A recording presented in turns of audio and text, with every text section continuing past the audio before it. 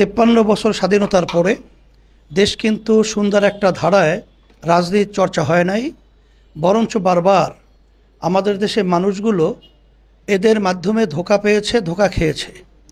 এর একটা পরিবর্তন জুলাই আগস্টের গণ অভ্যুত্থানের মাধ্যমে আপনারা দেখেছেন যে বাংলাদেশের জনগণ এবং ছাত্র এবং আমাদের একটা আকাঙ্ক্ষায় দেশ নিয়ে আছে, চিন্তা আছে, তারই একটা বাস্তবতা হিসেবে আজকে আমাদের বিভিন্ন চিন্তা কার্যক্রমের সাথে আমাদের এনসিপির চিন্তা কার্যক্রম অনেকটাই মাঠে ময়দানে সর্বত্র একাকার। আলহামদুলিল্লাহ আজকে আমরা আলোচনা করতে পেরেছি, আমাদের মনোবল আরও বেড়েছে। সামনে ধারাবাহিকভাবে আলোচনা চলতে থাকবে।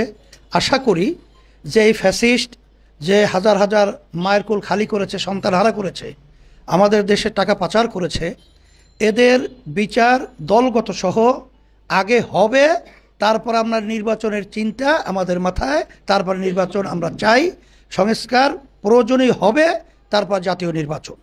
এর আগে আপনারা জানেন যদি ফ্যাসিস্ট সহ তারা যে আচরণগুলো করেছে এবং তারাদের সুরে সুর মিলিয়ে যারা নাকি বারবার নির্বাচনের কথা বলছে, আমরা তো আলোচনা পর্যালোচনা করলে দেখি যে সেই 53 বছরের যে ইতিহাস বাংলাদেশের আবারও পুনরাবৃত্তি হবে। নতুন আমরা যে চেয়েছিলাম বা চাইতেছি এটা হবে না। এর জন্য আপনাদের সকলকে ধন্যবাদ জানাচ্ছি।